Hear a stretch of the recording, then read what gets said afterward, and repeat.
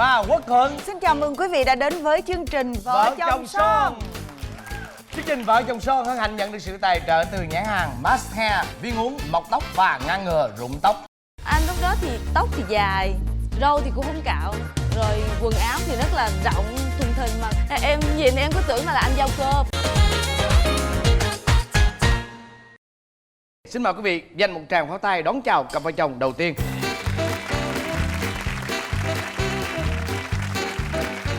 Chào. Xin chào. Xin chào. Xin chào. Anh có phải là người Việt Nam không? Không à. Anh là người gì? Người Hàn Quốc. Người Hàn Quốc à? Dạ. Cái gì? Cái tiếng Hàn Quốc thì sao ta? 안녕하세요. 안녕하세요. 안녕하세요. Anh biết tiếng Việt nhiều không? Có nhiều tiếng Việt mà em nói thì người Việt Nam không nghe được. Có nghe rõ mà. Nghe rõ mà. Cảm ơn. Bây giờ mời hai bạn giới thiệu về mình đi. Dạ.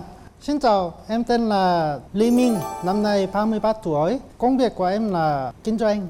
Lý Minh là qua Việt Nam sinh sống lâu chưa? Sống ở Việt Nam khoảng 3 năm rồi. 3 năm rồi. 3 năm mà giỏi tiếng Việt vậy á hả? Dạ, bởi vì hôm trước học tiếng Việt ở Thái Nguyên. Ở Thái Nguyên. Dạ, Học 1 năm. 1 năm học Dạ. tiếng Việt ở Thái Nguyên. Dạ. Tại sao lại tên là Lý Minh? Bởi vì một bạn gái đặt tên cho em. Là bạn gái. Bạn gái ở trường đại học Thái Nguyên á anh. Bạn gái trước hả? Dạ bạn gái trước là chứ không phải em. Dạ. Không phải ở đây nói bạn gái là chỉ có bản thân nhau thôi. Bạn thân nhau. Không phải là người yêu cũ. Dạ dạ dạ. Về hả? Không phải là người yêu cũ. Dạ. Đúng rồi. Rồi tới em.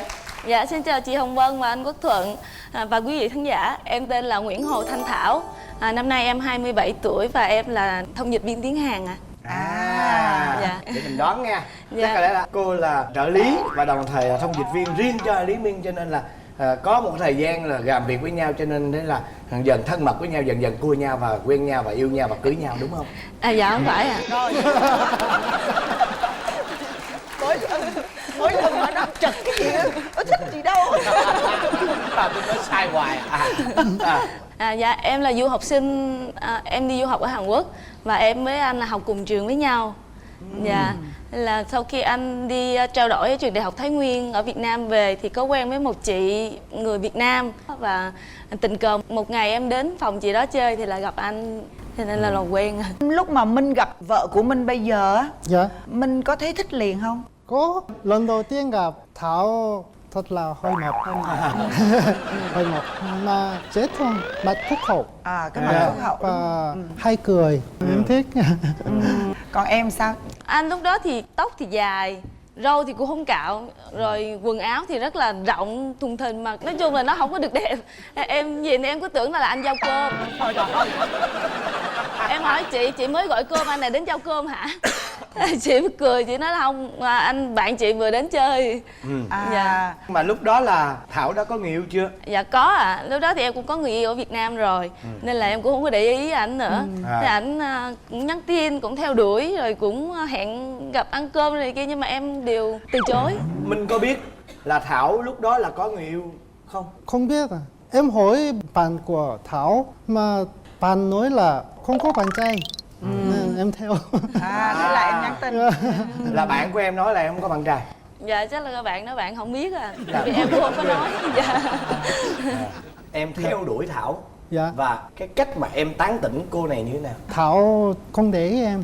Không để ý. Nên em theo 2 năm. 2 năm rồi mới quen đúng không? Mới để ý. Hôm sinh nhật của Thảo em quà tặng cho một cái xà bông. Xà bông. Dạ. Hoa hồng làm từ xà phòng á anh. Wow. Dạ. Thảo thích không? Dạ nhận được quà thì em thích, cảm động mà. Em thấy trong thời gian qua mình cũng hơi tàn nhẫn tí xíu. Có lần anh đến nhà em, anh gõ cửa, anh nói thôi cho anh vào chơi tí xíu thôi anh về liền. Mà em không mở cửa, thì em nói anh đi về đi, em không mở cửa đâu. Thế xong rồi anh đứng khoảng 15 phút, anh gõ lại cửa lại lần nữa. Em ơi cho anh vào gặp em thôi, anh đi về liền. Anh không có làm gì em đâu. Thế xong rồi em cũng không mở cửa, thôi mà anh đứng khoảng nửa tiếng thì anh đi về. Thế sau khi anh về rồi mình cũng thấy tội ngại ngại nó nói, cái em mới nhắn tin em nói em xin lỗi nhưng mà em đang mệt lắm em không có mở cửa, anh đi về cẩn thận nha. Anh đi về từ đó em cũng thấy áy náy rồi. Dạ. Rồi sau này anh có nhắn tin thì gọi mời đi ăn cơm gặp gỡ thì em cũng có gặp. Dạ. Đến bao lâu thì hai người mới chính thức yêu nhau? 1 năm sau. Thường thì người Hàn Quốc người ta rất lãng mạn. Dạ. Vậy thì ảnh có lãng mạn không? Dạ có ạ. Hôm tỏ tình thì là anh vào phòng của em, ảnh kiếm cớ cho em đi ra ngoài, xong rồi ảnh cắm đèn cày hình trái tim, xong rồi chuẩn bị hoa rồi quà rồi đứng sẵn ở trong phòng. Xong rồi gọi em về, thì em về em bước vào thì thấy rất là cảm động. Dạ. Và hình trái tim đó là lãng mạn ạ. Lê Minh nói gì? Yêu em. Yêu em. Anh yêu em. Có quỳ xuống không? Cầm hoa quỳ xuống cầm xong. hoa. Dạ. Cho. Dễ thương quá à. Bây giờ thử Lê Minh diễn tả lại cái hành động mà tỏ tình với Thảo cho Thuận xem đâu, cho mọi người xem đâu. Cho mình xem hả? Đó, Ở đây hả? đó. Một cái hoa. Anh yêu em. Cậu có hôn không? Không có hôn hả? Có hôn không? Có hôn không? Hôm đó không hôn. Không được ạ. Tại vì đang đến cái lúc cao trào thì có một cái bạn đi ngang, bạn gõ phòng trọ. Bạn thấy trong phòng em có lửa, bạn tưởng cháy nhà, bạn gõ phòng. Thảo ơi, có sao Thảo? Cháy nhà. Vậy à. Dạ, bị mất cái giai đoạn cao trào luôn. Dạ. Ừ. Vậy đó. Tức cho ba mình. Tức. Tức cái cô gõ cửa đúng không? Đúng rồi. Rồi tụi em yêu nhau bao lâu? Khoảng 2 năm. Là yêu khoảng 2 năm mà cưới hả? Quen nhau thì là anh tốt nghiệp trước, anh về Việt Nam làm việc trước, còn em thì vẫn còn ở Hàn Quốc đi học. Thì anh về Việt Nam, anh nói là thôi em ở đây có một mình, em về sống chung với ba mẹ anh luôn đi. Cái là em đi về nhà anh em ở luôn. Ồ vậy đó Dạ, hả? chưa cưới gì hết, em đi về nhà anh em ở luôn. Dạ. Chà, chắc ba mẹ chồng cưng dữ lắm hả? Tại vì nhà không có con gái nữa, ba mẹ cũng rất là thương. Mẹ chăm em như chăm con gái vậy ạ. Nên là mẹ nói ở nhà mới có thêm một công chúa rồi, nên là công chúa cứ nghỉ đi. Dạ. Rồi Minh ơi, thế Minh ở Việt Nam á, Minh có hay đến thăm mẹ của Thảo không? Có 2 tuần một lần. Rồi mẹ của Thảo có thương Minh giống như là mẹ của Minh thương Thảo không? Tốt hơn. Tốt hơn nữa. Tốt hơn mẹ. Bởi vì mẹ em là nếu mà em đói bụng, mẹ ơi đói bụng thì mua đi. Mà mẹ Thảo thì nấu cơm. Mẹ con nói bụng là mẹ Thảo nấu cơm cho em ăn. Tụi em yêu nhau 2 năm là lấy nhau. Dạ đúng Đúng rồi. chưa?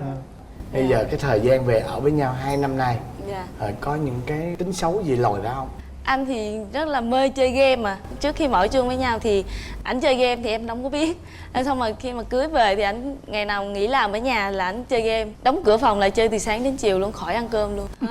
Không phải cả ngày. Không phải. Chối á. Dạ. Rồi có cãi nhau không? Hay cãi nhau về cái vấn đề đó à. Nhưng mà cãi nhau thì cãi như thế nào? Cãi bằng tiếng Hàn hay bằng tiếng Việt? Cãi nhau thì cãi bằng tiếng Hàn. Tại vì anh nói tiếng Việt cũng hơi chậm chậm. Em thì là em tính em rất là nóng. Hôn là em phải nói cho hết cái ý trong lòng của em, nên là em phải sổ bằng tiếng Hàn hết. Vậy á. Vậy mỗi lần cãi nhau, Dạ. ai là người chiến thắng? Em. Bởi vì em nói là con gái chơi Facebook, chơi YouTube, Zalo cả ngày, con trai chơi game giống nhau. Là như vậy là coi như anh chiến thắng đó. Và không phải cả ngày chơi game, chút xíu thôi. Sau đó thời gian sau mà cứ xem thì chơi game. Như vậy thôi. Vậy anh nói là anh chơi tí xíu anh nghỉ, chơi tí xíu anh nghỉ, chứ không phải là chơi từ sáng đến chiều, mà cứ mỗi lần em nhìn là cứ nói anh chơi game từ sáng đến chiều. Dạ. Rồi mỗi lần cãi nhau như vậy thì có giận nhau không? Dạ có à. Nhưng mà tụi em giận nhau thì là không ai nói với ai hết. Xong rồi em hết giận thì cái em lại em làm huề trước. Dạ. Dạ. Rồi em sống với người chồng người Hàn Quốc vậy thì em có thấy cái tính cách giống như là thanh niên Việt Nam không? Cũng giống à. Nói chung cũng không phải là người nóng tính, anh rất là nguội. Dạ. Mỗi lần cãi thì em tự lên xong rồi em tự xuống. Dạ, ảnh cứ im vậy đó. Xong rồi em nói đã rồi anh nói. Dạ. Ôi nhưng mà là công việc của Lý Minh á là có nhiều không? Dạ, anh đi làm thì làm từ sáng đến chiều. Bây giờ cái ngày thứ bảy chủ nhật là cái ngày nghỉ. Tại sao không tranh thủ chơi với vợ mà lại chơi game? Em muốn chơi với vợ mà khi muốn chơi thì Thảo chơi Facebook. À. Cho nên giận đúng không? Buồn. Đó, em chơi game thì nói Nói em. lá. Là Mà khi em muốn chơi thì chơi Facebook.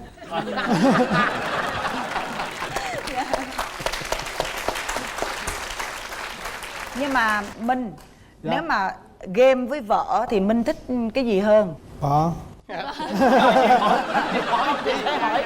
Hỏi đơn giản vậy đó. Rồi mỗi khi mà vợ chơi Facebook hoài đó, Dạ. Minh có giận không? Không. Không giận luôn. Em muốn Thảo muốn thư giãn. À, thư giãn. Vậy thì vợ của Minh có cái gì mà Minh không thích không? Có. Nhiều không? Chỉ có một cái thôi à. Cái gì? Có một cái thôi hả? Dạ, thỉnh thoảng em nấu cơm cho bỏ. Khi nấu cơm xong, nói ăn cơm thì đi tắm. Em phải đổi và tối buồn mà phải đổi. Phải đợi. À, Đó. tại vì tắm lâu lắm hả? Tắm khoảng 30 phút. Đó, rồi lúc đó em giận. Dạ, đúng rồi. Em giận rồi em làm gì? Em chỉ có ngồi thôi. Em ngồi Như thế mặt này. mặt em buồn. Dạ. em ra em hỏi thì anh đợi lâu rồi sao anh không ăn cơm trước đi anh nói là sợ em tí nữa em ăn cơm mình buồn anh ngồi anh đợi. Trời ơi, tình cảm không? Tình cảm chưa? Tội nghiệp. Rồi còn cái gì mà Minh không thích Thảo làm không? Thỉnh thoảng em nghĩ là có tiền la mắng cho em. Cố tình la mắng hả? Có tiền la mắng cho em. Nhưng mà coi điện với người khác. Dạ, sao? Hiểu chưa? Hiểu chưa? Là không có nhẹ nhàng với Minh. Dạ. Đó. Với người khác thì rất là nhẹ nhàng. Đó. Tại với ảnh thì Thấy chưa? Đó, người ta buồn đó.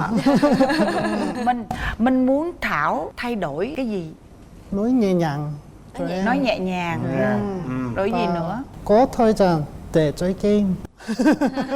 Cho anh thời gian đi Cho chơi game. Minh cho Minh thời gian để chơi game hả? à, Không la mắng nữa. la mắng nữa. Trời ơi, thương không? La mắng.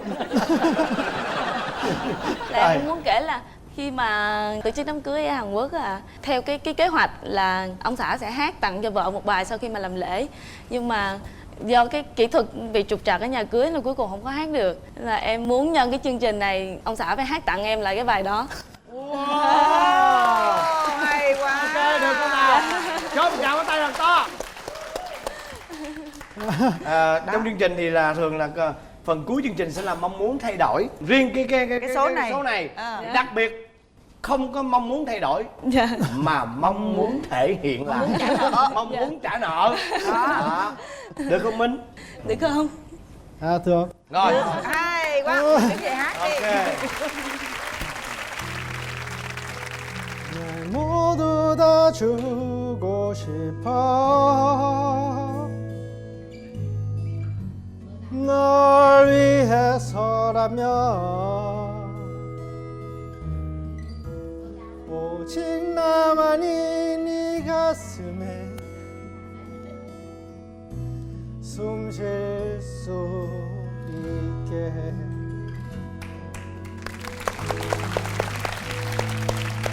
날 모두 다 갖고 싶어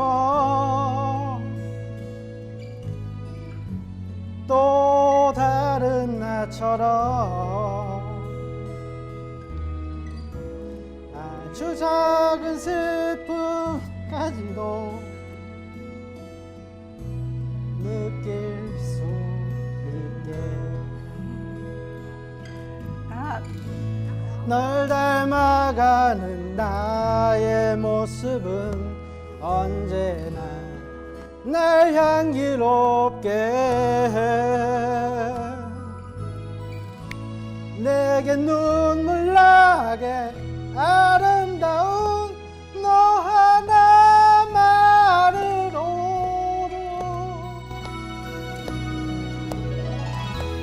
너무 감사해 난 행복해 널 나에게 준 이 세상 끝까지 너를 사랑해 영원히